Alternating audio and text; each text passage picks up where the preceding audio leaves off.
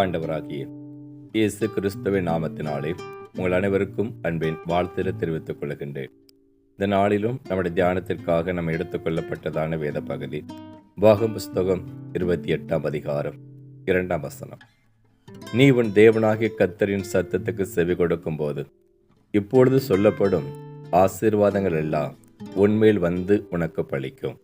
அன்பானவர்களே, நம்முடைய தேவனாகிய கர்த்தர் நம்மை ஆசீர்வதிக்க வேண்டும் என்று விரும்புகின்றார். அவரை குறித்து வேதம் சொல்லுகிறது, இஸ்ரவேலை ஆசீர்வதிப்பதே கர்த்தருக்கு பிரியம் என்பதாக சொல்லப்பட்டிருக்கிறது. நம்முடைய தேவனாகிய கர்த்தர் நம்மையும் நம்முடைய குடும்பத்தின் பிள்ளைகளையும் அவர் ஆசீர்வதிக்க வேண்டுமேயானால் நாம் அவருடைய சத்தத்துக்கு செவி கொடுத்து அதன்படி செய்யக்கூடியவர்களாய் நாம் காணப்பட வேண்டும்.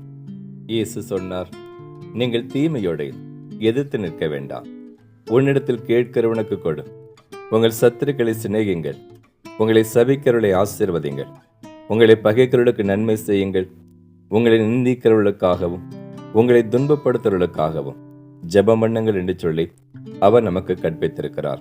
அன்பான தேவனுடைய ஜனமே, நாம் கர்த்தருடைய சத்தத்துக்கு செவி கொடுத்து அதன்படி செய்வதற்கு நாம் உண்மையுள்ளவர்களாக காணப்பட்டால் தேவன் நமக்கு சொன்ன ஆசீர்வாதங்களை நம்முடைய வாழ்க்கையிலே நிறைவேற்றுவதற்கும் அவர் உண்மையுள்ளவராக இருக்கின்றார்.